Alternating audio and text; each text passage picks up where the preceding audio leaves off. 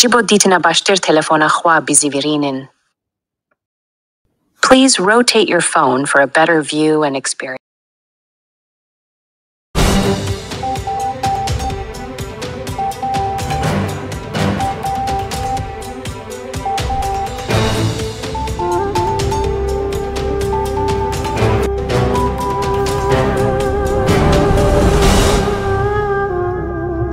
از مردم کرمان کمک میخوام، از بزرگان کمک میخوام، از همه کمک میخوام. میگن شما معتقد به اسلام، معتقد به خدا نیستن.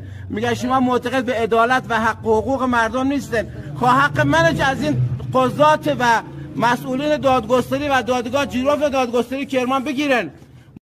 تو زندان اولم که تو جیروف بود منو مورد شکنجه های شدید قرار دادن و پام را از بین بردن. این پای منه، ببینید این پای منه.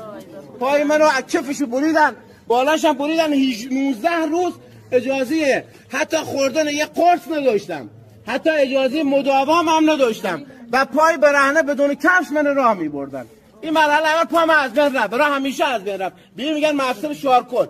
امروز برم کامل هیچ وقت تموم نمیشه و راه من نمیتونم برم. قاضی دستور شکنجه داد و مستشار دادگاه دستور داد که اموالم همه را ازم بگیرن و چون صورت جلسه نشدن ببخشن. گفتم آقا اموال من لااقل بهم بدید. رفتن یه عکس خانم سکسی گذاشتن توی پرونده، گفتن این آقا تو فضای مجازی عکس سکسی پخش میکنه و من 1-3 سال زندان برام بریدن که 9 ماه من زندونم کردن. به دروغ شکنجه دادن. او دنیا حقتون میگیرم اما اموال من با همین دنیا بهم بدن و دستم بر نمیدارم. 7 میلیون تومان من جزای نقدی کردن. گفتن کی گفته که اموال میخوام؟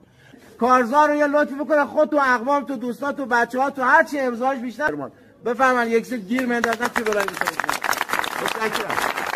بریم کارانسرای